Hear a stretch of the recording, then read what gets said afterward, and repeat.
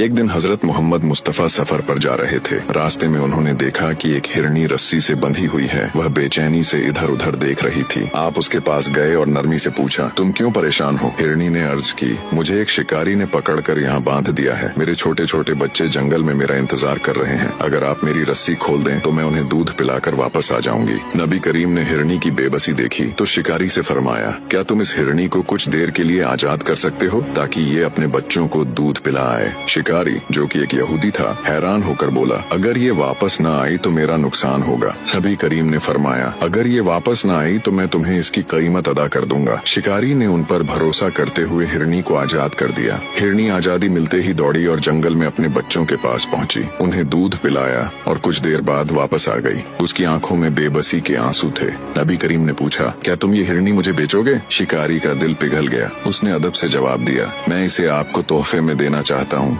नबी करीम ने मुस्कुराकर हिरनी की तरफ देखा और फरमाया, जाओ अपने बच्चों के पास, तुम आजाद हो। हिरनी ने शुक्रगुजार नजरों से नबी करीम को देखा और जंगल की तरफ दौड़ गई।